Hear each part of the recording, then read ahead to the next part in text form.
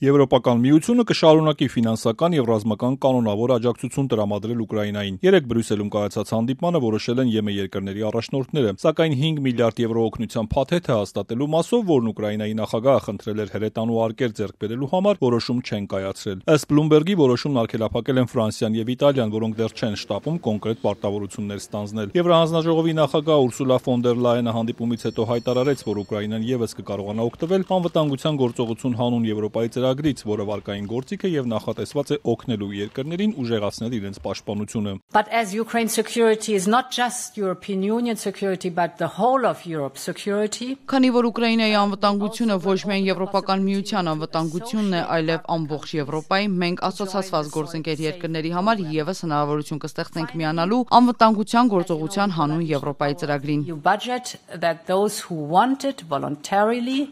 can flexibilize their cohesion funds for defense investment. Եվրոպական խորհրդի նախագահ Անտոնիո Կոշտան իր հերթին ասաց, որ Եվրոպական միության տրամադրության տակ առկա բոլոր գործիքները անդամ երկրներին հնարավորություն են տալիս մեծացնել իրենց աջակցությունն Ուկրաինային։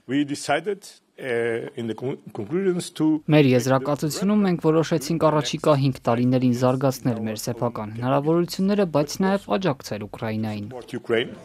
Միաժամանակ Լոնդոնում երեկ հանդիպել են Ուկրաինային աջակցող երկրների պաշտպանության նախարարները քննարկելու թե խաղաղության համաձայնագրի ստորագրման դեպքում ինչպես է կազմակերպվելու խաղաղապահների տեղակայումն Ուկրաինայում։ Ֆրանսիայի նախագահը տեղեկացրել է, որ այս հարցով հաջորդ 5 շաբթի Փարիզում կհանդիպեն այս երկրների առաջնորդները քննարկելու նաև Ուկրաինային անվտանգության երաշխիքներ տրամադրելու հարցը։ Հանդիպմանը կմասնակցի նաև նախագահ Զելենսկին, տեղեկացրել է Էմանուել Մակրոնը։ Մենք կավարտենք մեր աշխատանքը ուկրաինական բանակին կարճաժամկետ աջակցություն տրամադրելու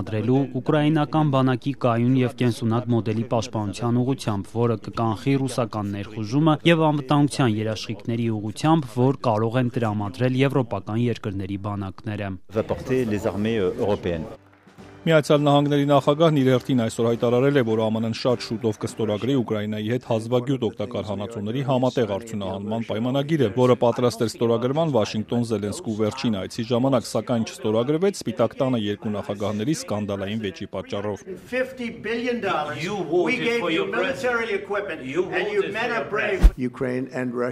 Ուկրաինայի եւ Ռուսաստանի հետ կապված ամեն ինչ լավ է ընթանում։ Շատ շուտով Ուկրաինայի հետ պայմանագիր կստորագրենք հազվագյուտ օգտակար հանածոների վերաբերյալ։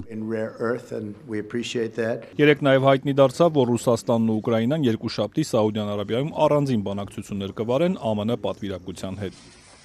Իսկ Ռուսաստանն ու Ուկրաինան այս ընթացքում շարունակել են հարվածել միմյանց։ Ռուսական կողմի անօդաչուների զանգվածային հարձակման են ենթարկվել Օդեսան եւ Զապորոժիեն, որտեղ 5 մարդ է վիրավորվել։ Խերսոնում ռուսական հարվածներից 1 մարդ է սպանվել, 3-ը վիրավորվել։ Ուկրաինական կողմն անօդաչուներով հարվածել է Վոլգոգրադի մարզին։